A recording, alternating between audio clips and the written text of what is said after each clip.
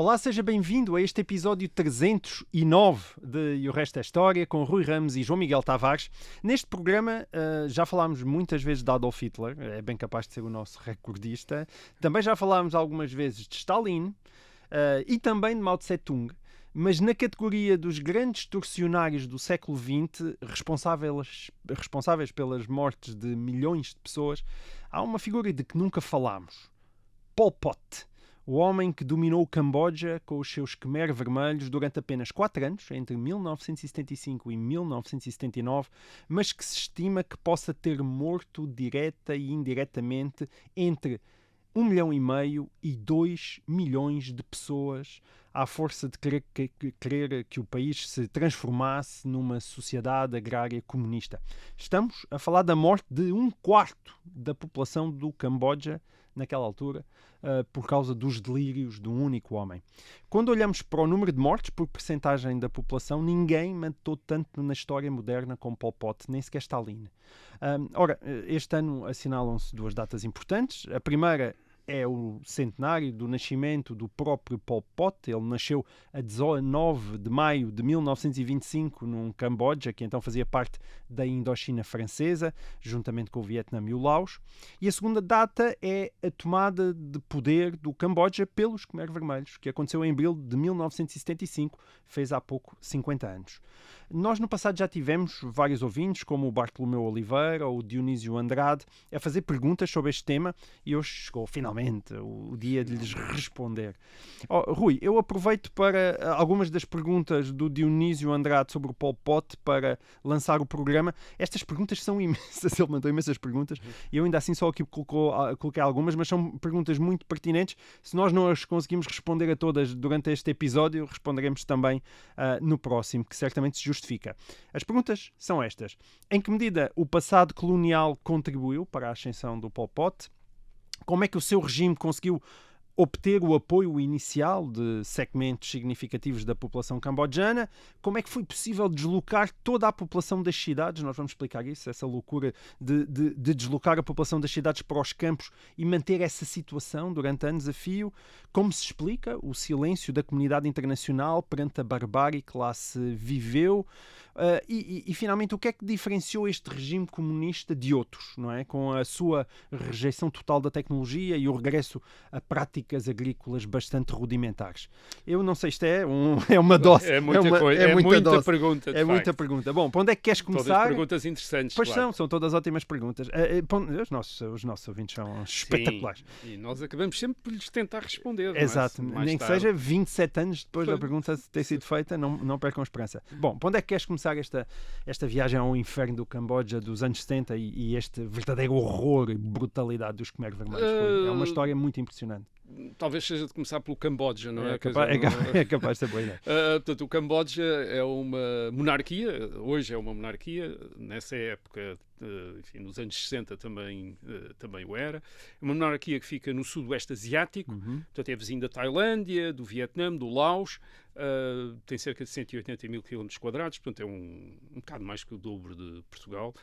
Tem um clima tropical, com uma monção que traz umidade, chuva e calor entre maio e novembro, e depois seguido de uma estação seca entre dezembro e abril. Portanto, estações muito diferentes daquelas a que nós estamos habituados na Europa.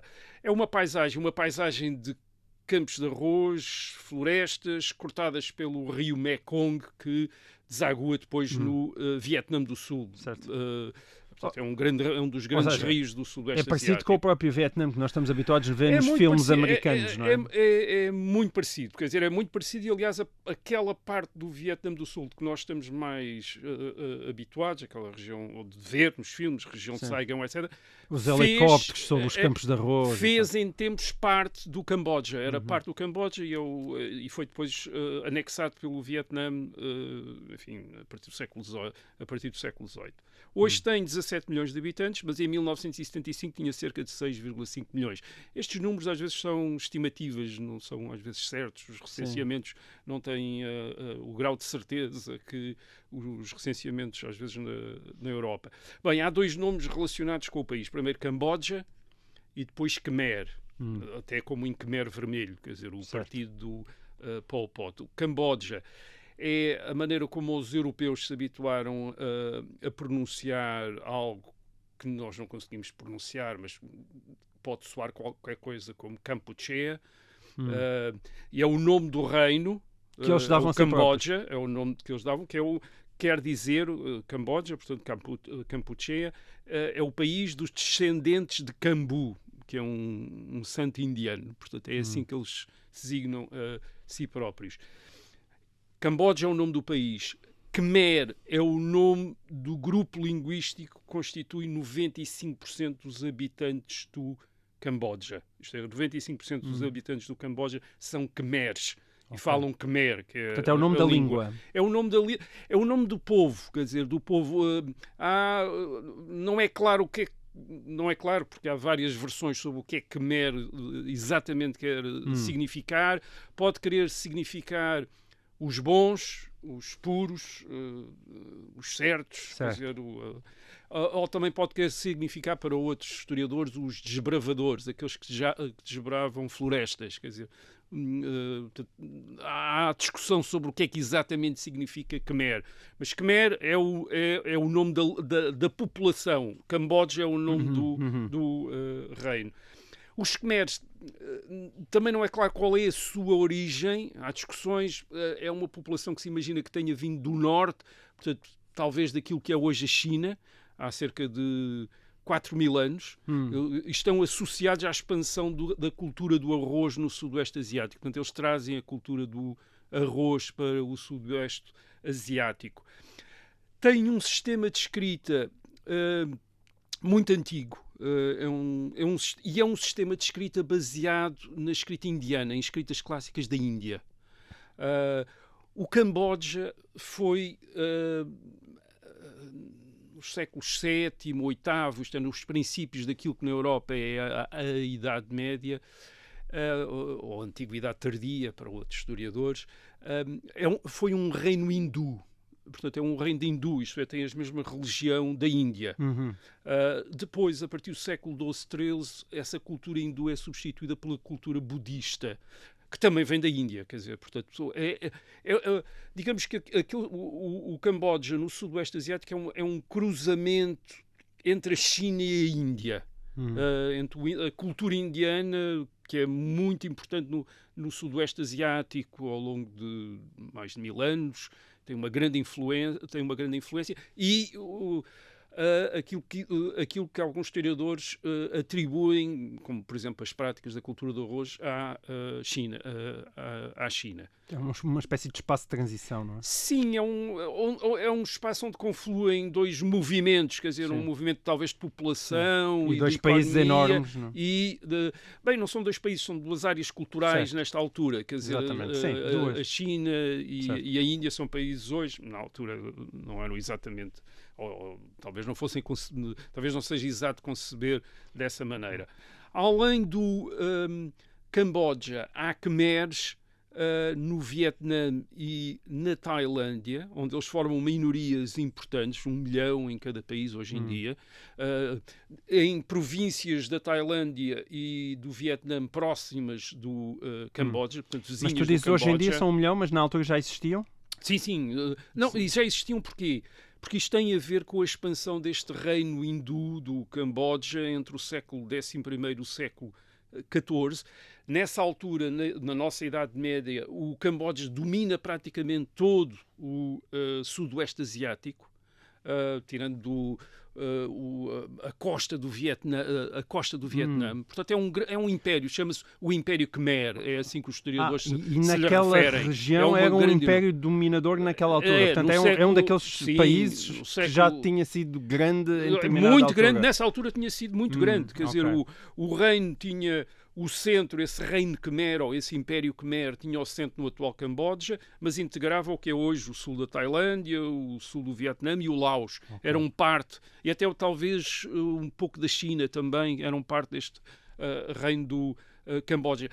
O reino é extraordinariamente próspero, baseado nesta economia do arroz, e a medida da prosperidade e da importância do reino está precisamente nas ruínas, nas grandes ruínas dos complexos de palácios e templos da capital deste reino do Camboja, que é Angkor.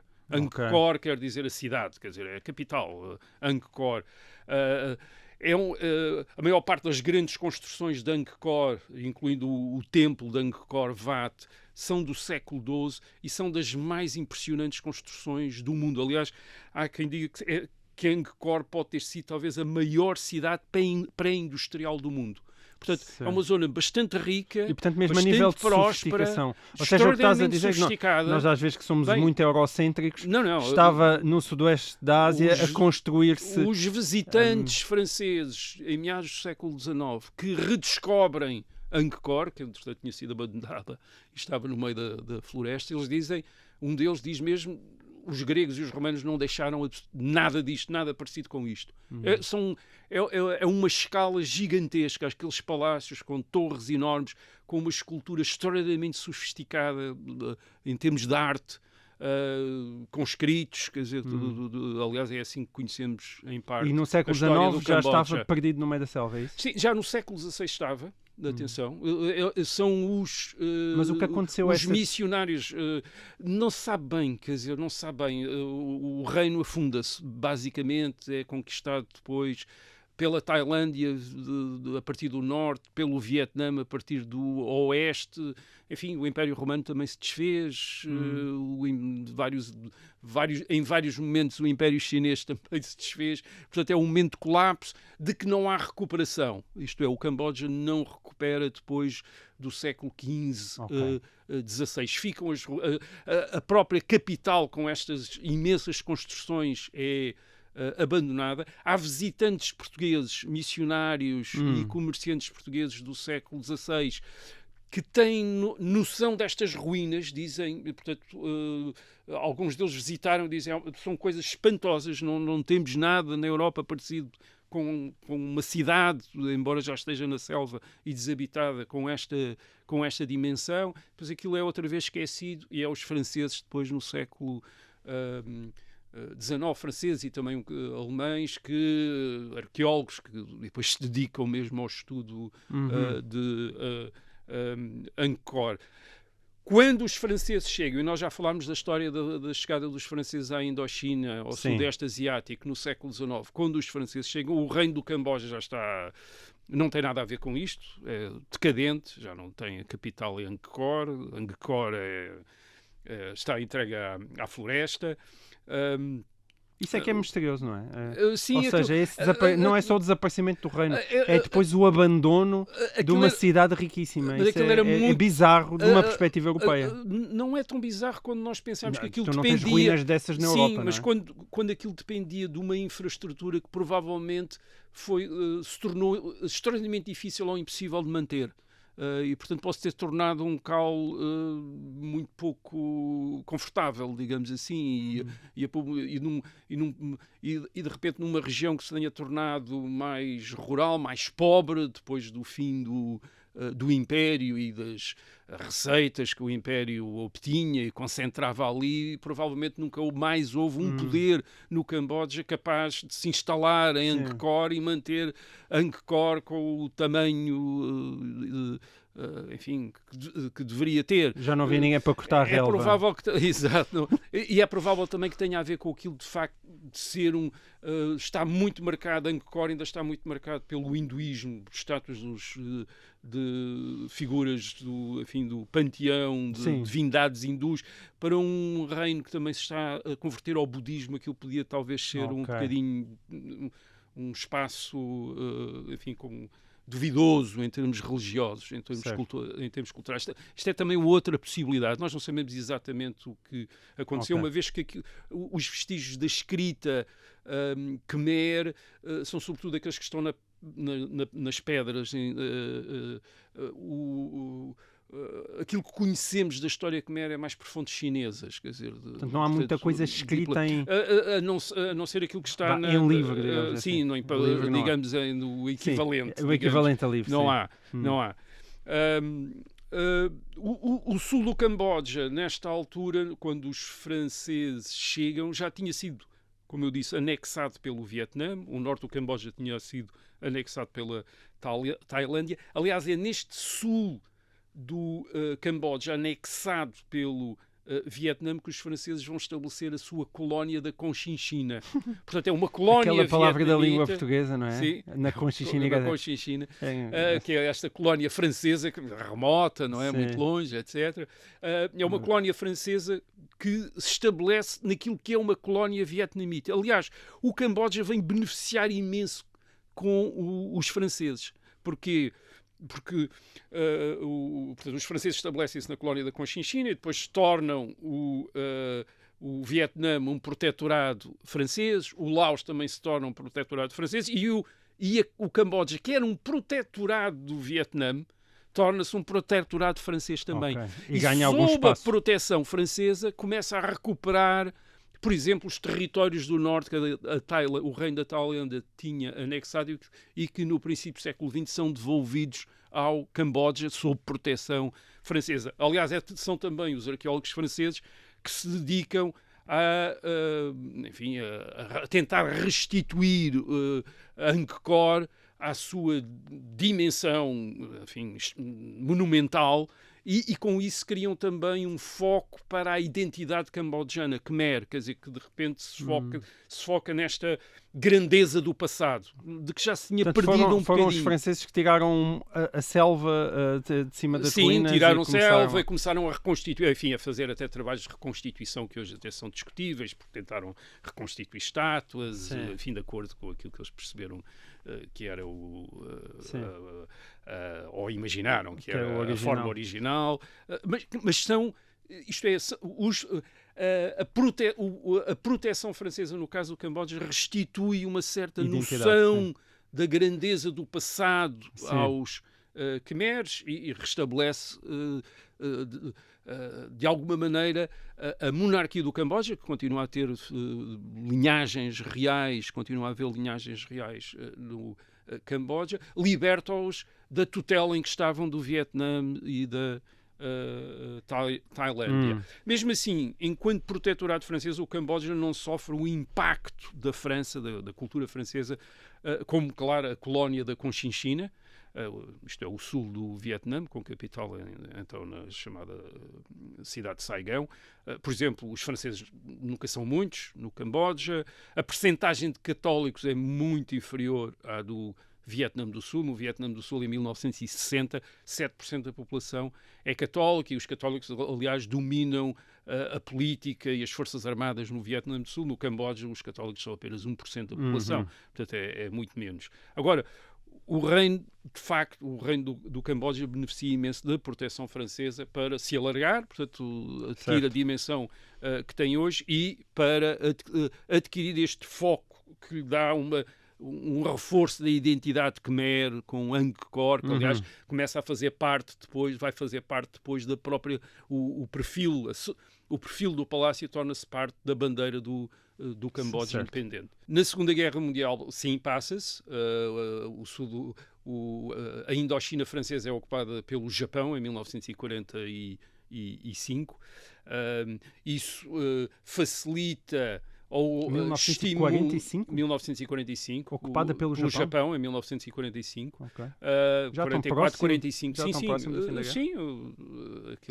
aqueles meses, 9 meses de 1945 dá muita coisa. Ocupada formalmente, porque na prática os japoneses já lá estão, mas como há o regime de Vichy, que é neutral, portanto o Japão respeita o regime de Vichy. Até quando de Gaulle se torna o chefe da França em 44, torna-se inimigo, é tratado como inimigo, porque a França passa a ser um país aliado dos Estados Unidos. Ou seja, é uma consequência da queda de Vichy. Da queda do regime de Vichy na Europa. Certo. Portanto, o Japão ocupa, isso obviamente estimula os movimentos autonomistas ou independentistas na Indochina francesa. Repito, a Indochina francesa é composta por uma colónia, que é a Conchinchina, ao sul do Vietnã, e depois por os protetorados do Vietnã, do Laos e do Camboja. Portanto, são protetorados. É um bocadinho um sistema como na Índia Britânica, em que há uma parte que é governada, pequenas partes governadas diretamente pelos britânicos, mas o resto são monarquias, príncipes, autoridades locais, aliados dos britânicos e sob a proteção dos britânicos. Portanto, na Indochina a situação é a mesma. 3 monarquias, Vietnã, Laos e Camboja, sob proteção francesa, e a Conchinchina, a colónia da Conchinchina, com capital em Saigão. Desde 1941 que o rei do Camboja é Norodom Sihanouk, e este é um personagem chave desta história, aliás, da história do Camboja até 2012, 2013, quando ele morreu, já com 90 e tal anos, e foi sempre uma figura-chave até ao fim. Ele é o típico, ele torna-se rei do Camboja em 1941, quando tem 19 anos, e é ele que vai obter da França a independência formal em 1900, enfim, portanto, o fim do protetorado em 1953, naquele momento também em que se desaba toda a Indochina francesa, com o fim da Primeira Guerra do Vietnã em 1954 e a retirada francesa do norte do Vietnã. E quem que é Sihanouk? Sihanouk é o típico rei destas monarquias que no Médio Oriente e na Ásia se tornam independentes em meados do século XX.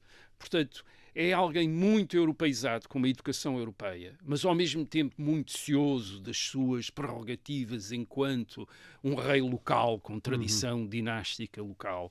É um dandy, isto é, faz parte daquela sociedade internacional, porque é um milionário, obviamente, como rei, e além disso ele tem imensas pretensões, sobretudo pretensões artísticas. Ele acha que é um grande ator, acha que é um grande realizador de cinema, realiza imensos filmes nos anos 60, diria como realizador.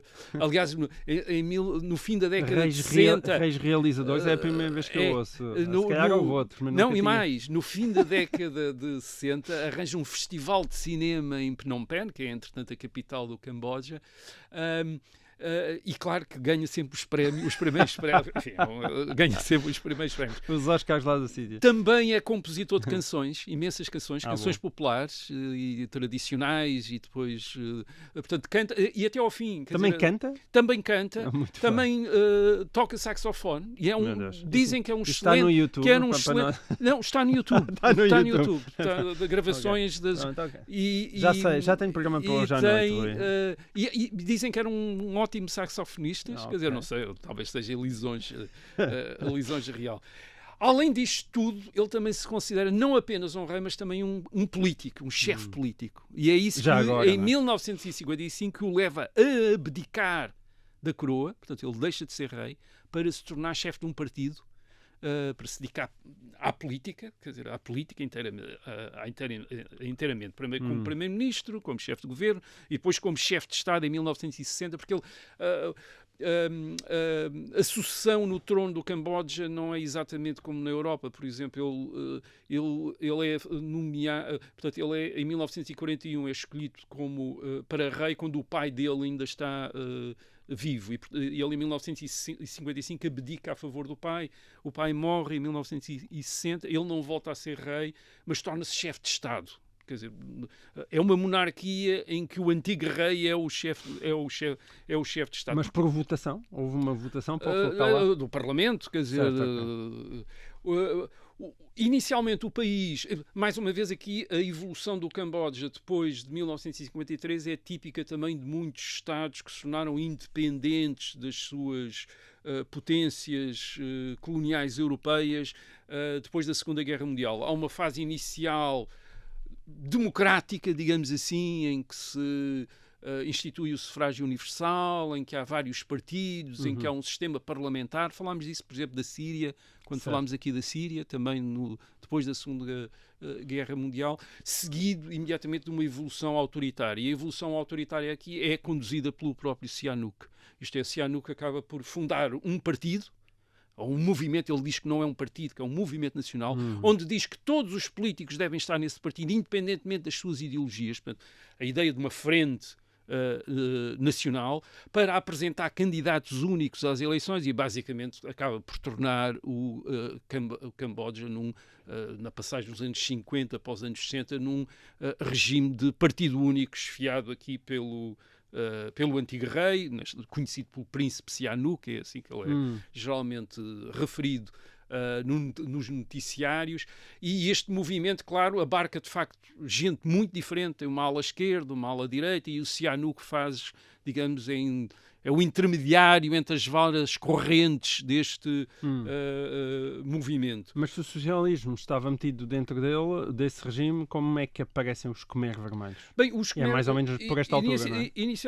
De onde é que vêm os Khmers vermelhos? Quer dizer, porque Sihanouk também se assume como um socialista. Aliás, até fala de um socialismo budista. É assim que ele fala. Quer dizer, mais uma vez, típico destes países que se tornaram independentes depois da Segunda Guerra Mundial, onde se começa a adotar o sistema, julgando-se que é uma via mais rápida de desenvolvimento do país, o sistema do partido único e do estatismo, isto é, da estatização da economia para acelerar o desenvolvimento. Portanto, Sihanouk, na prática, também adere a esta visão que é muito corrente no chamado terceiro mundo, isto é, naqueles países independentes. Mas o que é isso do socialismo budista? Acho que isso não faz parte do capital do... Não, portanto, é a tentativa dele de criar aquela ideia de um socialismo Khmer, quer dizer, com uma identidade Khmer, neste caso aquilo que dos Khmers ele retira é o budismo,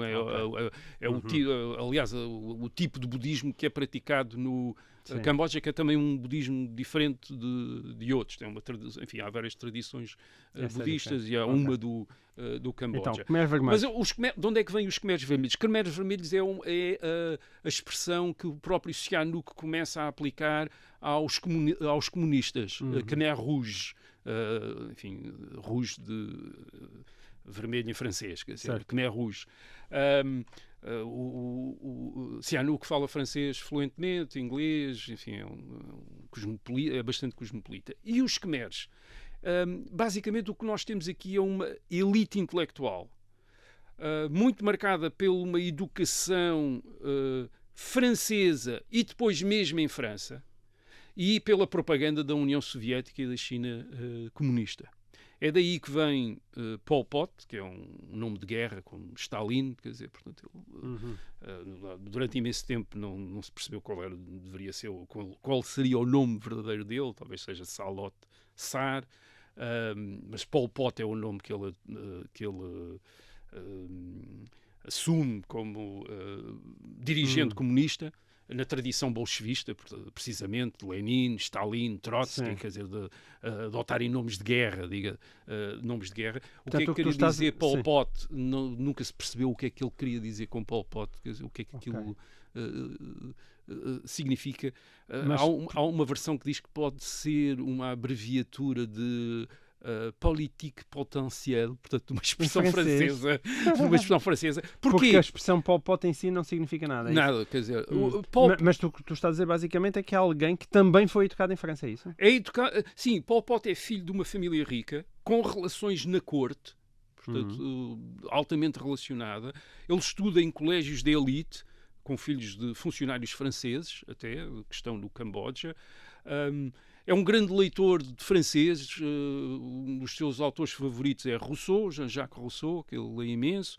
Outro autor favorito é Verlaine, o poeta, quer dizer, também adora a poesia francesa do século XIX. Aprende violino, toca violino podia também. Fazer um duo com o rei. Enfim, vai fazer um duo com o rei várias vezes, para a infelicidade do Camboja. Ele vai depois continuar os estudos em Paris, entre 1949 e 1953, e é em Paris que se junta com outros Khmers, com outros estudantes que vêm do Camboja, entre eles uma figura importante, uma outra personagem importante do regime Khmer Vermelho, que é Kyo Sanfin, que é doutorado em Economia na Sorbonne, e que é um dos número 2 de Pol Pot, quer dizer, durante o regime dos Khmeres Vermelhos. Portanto, eles são todos educados em França, formam um grupo de estudantes marxistas. Pol Pot adere ao Partido Comunista Francês em França em 1951. O Partido Comunista Francês, nesta altura, era um grande partido, com 25% dos votos, quase um quarto dos votos, portanto é um grande partido. Pol Pot entusiasma-se, adere. Portanto, eles fazem... Portanto, o núcleo inicial fundador deste corrente comunista no Camboja é formado por estes estudantes em França. É em França que eles são iniciados no marxismo e depois vêm para o Camboja nos anos 50, convencidos pela propaganda da União Soviética e pela propaganda da China comunista que a culpa da pobreza do Camboja é do Ocidente, é da França, portanto é do capitalismo, é da burguesia, é dos aliados do capitalismo locais e que para desenvolverem o Camboja têm de se libertar do capitalismo. Nesse aspecto é um processo muito semelhante ao que também aconteceu com a descolonização portuguesa, não é? Sim, é muito parecido, quer dizer, a mesma elite que é educada na metrópole, onde se radicaliza politicamente. Sim, onde se radicaliza neste caso em Portugal, onde se adere à oposição antissalazarista em Portugal e depois, a partir daí, funda movimentos independentistas com uma orientação marxista ou mesmo marxista-leninista, como no caso do Camboja. O Camboja há pouco tu falaste do Kyo San-Fan. Ele ainda é vivo, não é? Ele ainda é vivo, está preso, está a cumprir uma pena de prisão perpétua aos 94 anos, portanto... longas vidas ali. Longas vidas, sim. Não para todos os cambojanos. Não, mas os Khmers vermelhos, os líderes dos Khmers vermelhos viveram todos durante bastante tempo, aliás, por isso é que eles ainda vão ser julgados no século XXI. Bem, mas já lá vamos. Certo. Portanto, o Camboja, para que estes estudantes, de onde estes estudantes que vão para a França vêm e depois... para onde eles regressam, é sobretudo um país rural, uma economia agrícola, ainda hoje, aliás, 70% da população vive nos campos, portanto ainda hoje é um país agrícola, mas tem uma grande capital. A capital é Phnom Penh, no sul, Angkor era no norte, Phnom Penh era no sul. Hoje em dia tem quase 2 milhões de habitantes, cerca de 14% da população. Nos anos 50 e 60 não tinha esta população, cerca de 300 mil habitantes, mas era bastante. É uma grande capital e é mais uma vez uma situação típica do terceiro mundo, quer dizer, um país rural, com campos ainda tradicionais, como a agricultura pobre, e depois uma grande cidade moderna e cosmopolita, com arquitetura de tipo europeu, indústrias, bancos, escolas, hospitais, turismo, e a população da cidade vai crescer imenso, aliás, nos anos 60. Phnom Penh, por volta de 1975, tem cerca de quase metade da população do Camboja está em Phnom Penh, porque há guerra no Camboja e as pessoas fogem para a capital, para Phnom Penh. Mas como é que os Khmers veem isto? Quer dizer, os Khmers assumem contra a monarquia e contra a elite tradicional de proprietários e de funcionários da monarquia a ideia de que é preciso mudar tudo. O que é que eles acham que eles representam? Embora vindos de França, comunistas e com uma visão do mundo soviética e maoísta da China de Mao Tse-tung, eles acham que eles são representantes dos campos, da pureza khmer contra a corrupção da grande cidade. Portanto, são inimigos da grande cidade, embora eles sejam filhos da grande cidade, filhos da França, educados em França, etc., mas eles veem-se como representantes de uma pureza khmer contra esta cidade cosmopolita, e para resolverem os problemas do Camboja e para tomarem o poder, assumem a estratégia maoísta, isto é, aquilo que Mao tinha desenvolvido na China, onde tomou o poder em 1949. Portanto, era uma vitória recente que, digamos, impressionou a Ásia, impressionou o mundo e impressionou a Ásia. O que é esta estratégia? É fazer uma revolução comunista não baseada nos operários das fábricas urbanas, como Marx tinha dito que deveria ser, mas baseada no campo, nos camponeses. Portanto, eles acham que o proletariado urbano está corrompido, mais uma vez, é as massas camponesas, pobres, tradicionais, que são a base da revolução, que devem ser a base da revolução comunista. Isto é uma ideia também de Mao na China. Isto é, Marx tinha dito que a revolução comunista só podia acontecer em países altamente industrializados, com base no